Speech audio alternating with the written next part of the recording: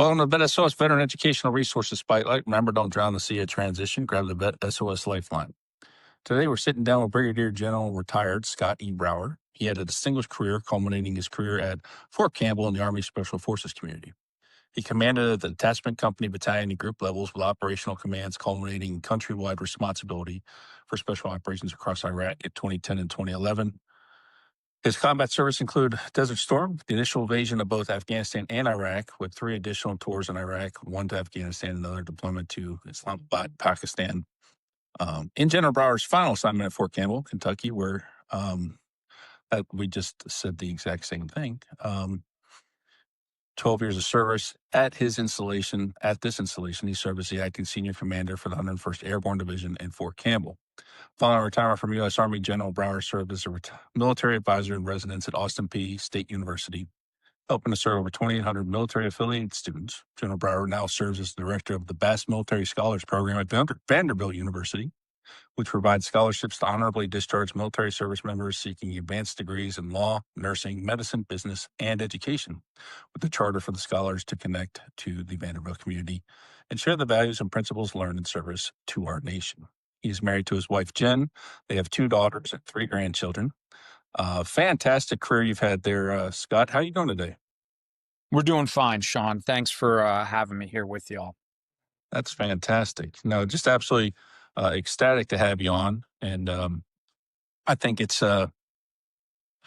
I always have fond memories of Fort Campbell. I was there for a couple of years, and unfortunately, I was there as a GO bachelor to the family, and I didn't get to enjoy it. But love the Tennessee area, and I know technically it's Kentucky, but I was out there in Cav Country, I think on the Tennessee side. So, and we lived in Tennessee, but just a fantastic area. I think the year I was there, they had won MWR, had won like best installation or something like that too, and just a whole lot going on there. Yeah, it's just a great community, incredibly supportive of the military and our veterans, and they do a great job of taking care of our families. So, with 13 years here in service, Jen and I decided this is home for us now, and it's where we raise our children. It's where their soldiers are serving right now, and also, Nice. This is absolutely home for us. That's fantastic. And then, of course, you got Nashville right there, and Memphis isn't too far, I guess. And of course, you can go to the other side of the state that, some of you college fans in Nashville don't particularly like, but that's all good. So let's start with your transition. Tell us how that went out of the military. Always really interested to hear from senior leaders how their transition went, because many of them had some good ones and many had some bad ones. So it's fantastic to hear. Yeah, so I think it all ended up fine, but it definitely was bumpy, right? And I think I made the same mistake that a lot of folks make. And I honestly didn't give it enough attention to determine what it was I wanted to do. Jen and I knew we wanted to stay here in Tennessee, so at least geographically we figured out where we wanted to be, but what we wanted to do wasn't really clear. And so I had a lot of folks that were willing to help and assist and offer advice on it. But I personally didn't invest the time that I should have to determine what it was I wanted to do there. So fortunately, I landed at Austin Peay State University that had this, very large population of military affiliated students, active duty veterans, and military family members, dependent family members. And that kind of got me into that academic space. But as I've learned now, having worked there for a period of time, during the pandemic, I ran our state's response, our COVID response for the governor's office. And then I've been at Vanderbilt now for the last 4.5 years. And what I've learned is I don't really work in academia. What I work in is veteran transition, right? And support to the population of our people right there. And that's what I've found over time is what's been rewarding and providing me with my purpose and kind of next mission is caring for our teammates, right? That are coming in behind us right now. Oh, absolutely. Yeah, it's so important. And it, the transition, and then you got the COVID period, all those running together, nothing but, I think, pain and confusion for a lot of people, trying to work their way through that. And it sounds like you did kind of like I did, and you started with the location. Whether that was by default or not, you wound up there. And I think that was the way to go. It worked for us because then we could centralize our focus on what we were going to do. That's right. Yeah, it definitely, and and as I've learned, you look at some of the transition programs. I kind of support the Honor Foundation, which is a transition program for the special operations community. They have a great model that they use, and they've put a virtual campus here in Middle Tennessee to support 5th Special Forces Group and 160th Special Operations Aviation Regiment on Fort Campbell. And they talk about, all right, there's you have location, you have money, you have purpose, you have ability to kind of rise in advancement, and a couple of other things that you can pick and choose from as far as what's important to you. But out of those 5 or 6 things they give you, they're like, pick the 3 that are important to you and 2 that you can't live without, right? And that really helps focus and narrow down what it is you want to do and how you want to go about doing it. Hey, I want to make a boatload of money because I didn't do that in the military. It's not what we were about. Great, that's fine, right? And that's going to lead you in a certain direction. For us, the top priority was where we wanted to live. So just like you said, right, we decided it's right here in Middle Tennessee, and we'll figure the rest of it out. So that at least narrowed down the scope of where we were going to be. Yeah, and the money piece is always interesting too, right? It's Yeah. especially like on the enlisted side, a lot of people want to chase that paycheck, and I know I was one of them. But then you find out that you're not as happy. The happiness doesn't necessarily come with the paycheck. So, finding something you love to do really makes a huge difference.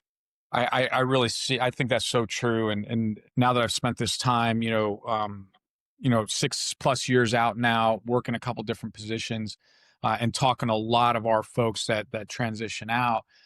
Every once in a while, you'll see somebody leave a job for another job purely based on money. But for me, 9 times out of 10, when I see an old teammate move positions, it's values didn't align with the company or the job they were in. They didn't feel a sense of purpose or impact on others, and that's or a connection to their teammates, the people that they're working with right there. And those are generally the things that lead folks to move someplace else. Very rarely is it purely based on money. Absolutely. All right, so let's jump into this program. When Yeah. you and I talked, I was absolutely fascinated by this because I hadn't heard about anything like this yet, and I don't know if there are any other programs like this. But one of the interesting things that you and I discussed is you guys don't have a traditional like vet center military type program on campus. We don't, not yet, right? And hopefully we're working in that direction because while we don't have that centralized support at Vanderbilt University right now, what we do have is a growing population of military affiliated students at the university. For us, the majority of them are in the graduate and professional degree programs right now, with much fewer at the undergraduate level, and the majority of those at the undergraduate level are military dependents using mom or dad's GI Bill benefits, to be there. And so we need to take care of them just as much as we do any other portion of the military affiliated student population. But yeah, when we did speak, we were the only program of our kind in the country. And what we say all the time is that we will share it with anybody and everybody. Since we spoke, Notre Dame University has somewhat replicated the program, which we were really happy to see happen. And on Monday, I'm going to be briefing all the SEC schools, because we have a little working group amongst our military affiliated student support groups. And I'll share the program with them as well, because right now we're taking care of 35 veterans at Vanderbilt University inside of our program. And we know there's 200,000 new veterans every year, right? And so there's plenty to go around. And if we can share the goodness of what we're doing, we're going to share it with anybody and everybody. That's fantastic, and that's Yeah, just to throw a little slight jab your way. That's the volunteer spirit, in my opinion. It's you and I both know Chris Lancia. He's been on the show a couple of times, yeah, and the program that he helped develop, there with the governor's office, he was more than willing to share with anybody. that's And right. I love that mentality. Let's spread it. Let's Yeah. get it out there. Let's help as many as we can. But yeah, let's jump into this. So, Yeah. tell us about the program. So the Bass Military Scholars Program, we're 7 years old right now. It's an endowed program. We have a $25 million endowment from the Lee and Ramona Bass Foundation out of Fort Worth, Texas. And what it's designed to do, in all honesty, what it is, it's a service program. Some people look at it as a scholarship program. There's a scholarship associated with it, but we're a service program. And the reason I say that is we're designed to assist those that have served our nation in military uniform. And now, while they're at Vanderbilt University, we're going to ask them to share that military service experience with our community. Only 7% of us have ever put the uniform on. That's not a slight against anybody. That's just a statistical fact. And so what we want to do is help better educate Americans on what it is our military does, not be held captive to movies, social media, and the media, because it's not always accurate or it doesn't paint the complete picture for us in those places right there. I talk to a lot of business leaders that, will ask, Scott, are veterans really damaged? Because they constantly hear about PTSD, TBI, veteran suicide, which is a reality and something we have to deal with and help those people that need it. But so many folks come out of the military incredibly well equipped, right, to go and benefit companies and organizations in the civilian sector right there. So while they're at Vanderbilt University, we're going to share that military service experience here. And we do that in a variety of ways. And we're looking for individuals that have a desire to serve society in the future. So we support graduate students working on degrees in law, medicine, nursing, business, and education. And so those, veterans have to apply and get accepted into the academic program. Our application process is separate from that. Many of my scholars will tell me that it's harder than the academic admissions process. And then, what surprises me, they're like, and it should be, because what we're providing to them. And so what we provide to our scholars inside the program is $30,000 each academic year. It's a service-free stipend. That means the money goes into their bank account to use however they see fit. I'd say half of our scholars are married, a third of them are parents, so they're at the point in life where families are growing. So that money can be very helpful in supporting the family while they're in an education program for a couple of years. And then we're going to provide just additional resources. We're going to bring veteran service officers in to talk to them, make sure that they understand the VA. We're going to help them with mentoring and networking, make sure that they understand the career field that they're heading towards is really the one that they want to go to.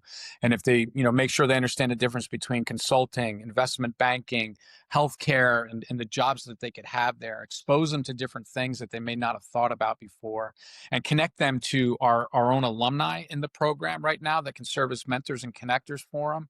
And then we'll connect them to other individuals on the outside as well in the business sector that are willing to engage and assist them right there, which is mutually beneficial because now we're educating other business leaders about what the veteran population can bring to them.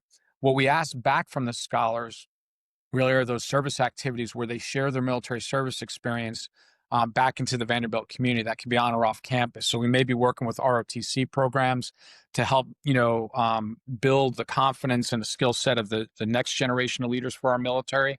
We do some team building events or leader development for some of our sports teams. We go into the classroom as guest lecturers. We talk to student groups. We go off campus and work with nonprofits. We go back to the military and assist the transition assistance program. With mentorship and information, feed them back into the counselors to help those that are coming out behind us. And so there's no end to how we do the service activities or what they may be. But what's really interesting is while the money's wonderful and it can allow a certain veteran to go to Vanderbilt University, the thing that almost every scholar says, the thing that's most important about this program is what we make them give back, right? The thing that they owe to us is the thing they enjoy the most, those service activities, because more often than not, they're doing them together in a group, right? So it's just a sense of camaraderie and it's impacting others. And while we were in uniform, that's exactly what we did, right? We took care of our teammates. We looked after our nation. We cared for the families. And when the uniform comes off, that can be a gap for some people. And so we're helping provide that sense of purpose and, contribution to others that I think, the veteran community just finds so empowering, right? And so until they get to that career and they set off on that next mission for themselves. That's fantastic. I mean, you hit on so many beautiful topics too. You got the networking piece, which is huge. Yeah. Well, we all Yeah. know the importance of networking, and so you're getting them out there in the community.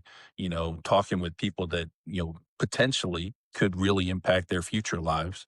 Then that's turning around and continue to be that servant leader and give back to the community, whether it's a nonprofit or even like just talking to a sports team, like you said. Yeah. Our stories are powerful as veterans, and I've always hated, when the sports people talk about going to war. I'm like, you have no idea what you're talking about. But, I think with us going in there and talking to them and them hearing the stories from the veterans, I think it could have a huge impact.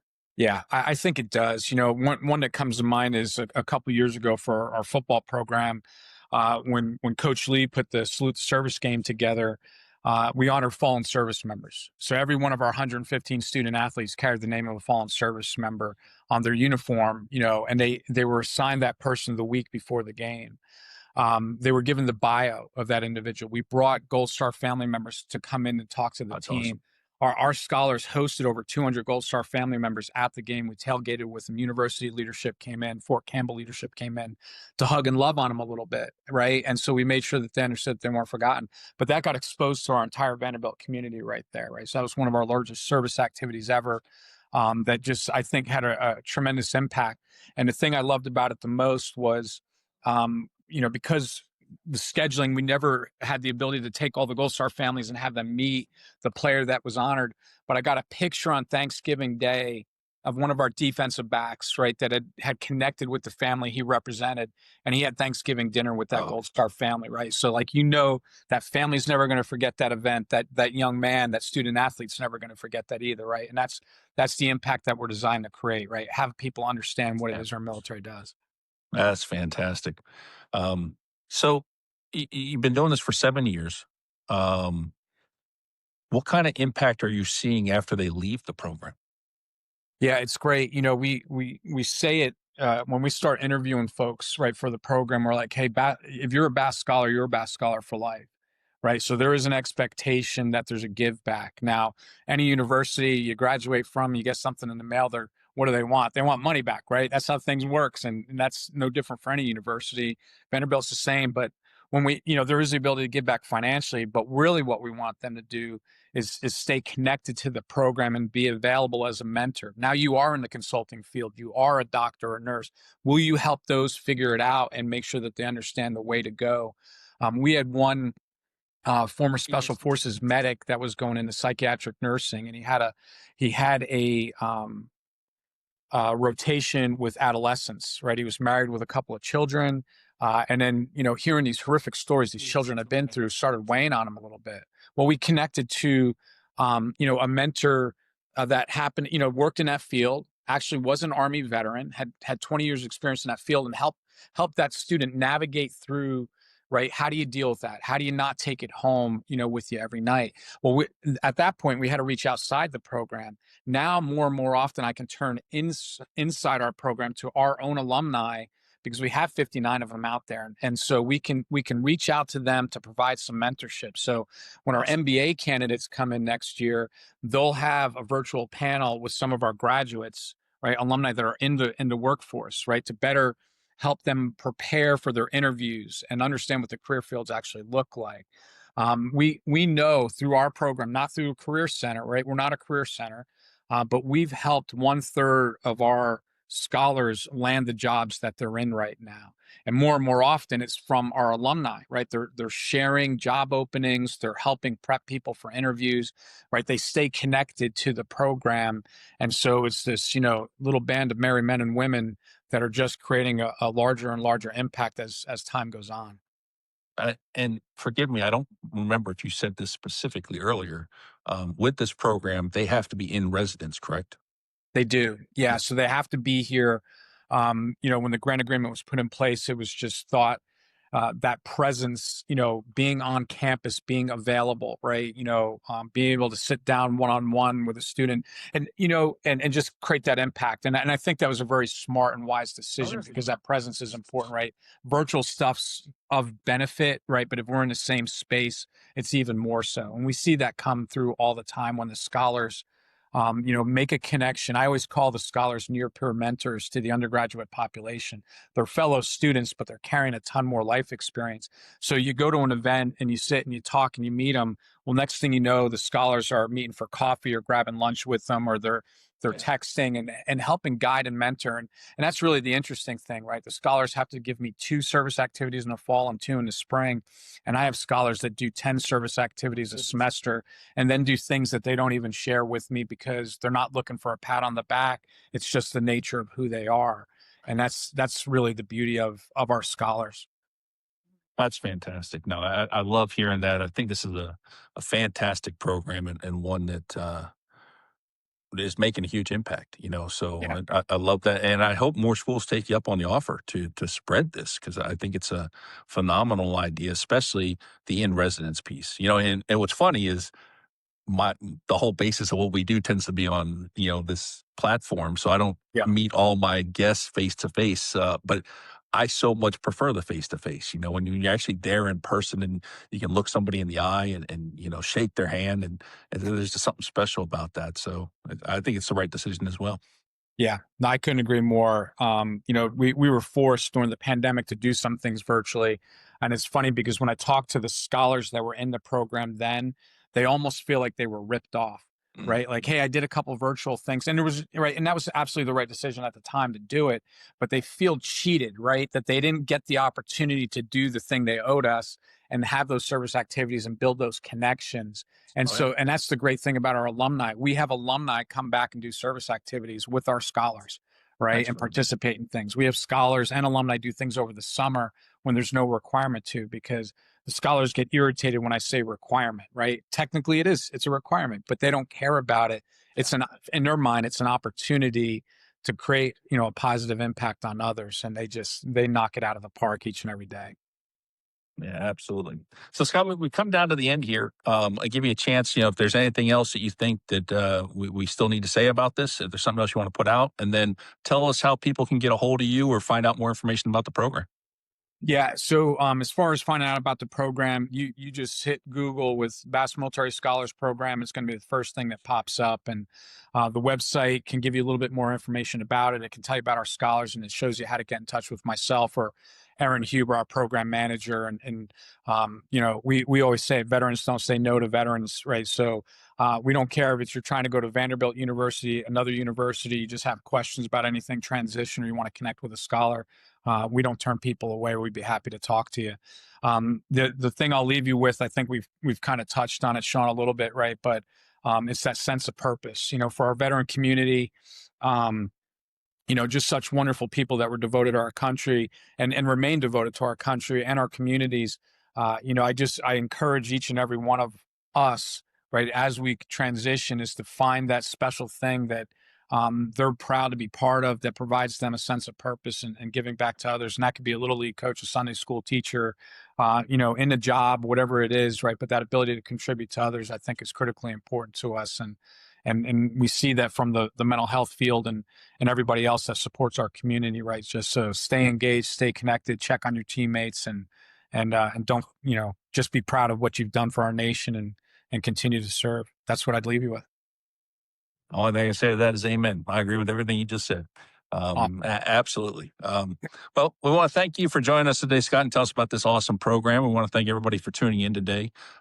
Please give us a like, a share, spread this message with your friends, get the word out, let them know about this program and, being a part of it. This is a great opportunity for those people, especially at Fort Campbell, find themselves in a nice program, in a great area. So, make sure you're sharing this and spreading this, making sure you check out all our, social media as well as the other shows that we offer here at VET S.O.S. And as always, we want to remind you to don't drown in the sea of transition. Grab the VET S.O.S. Lifeline.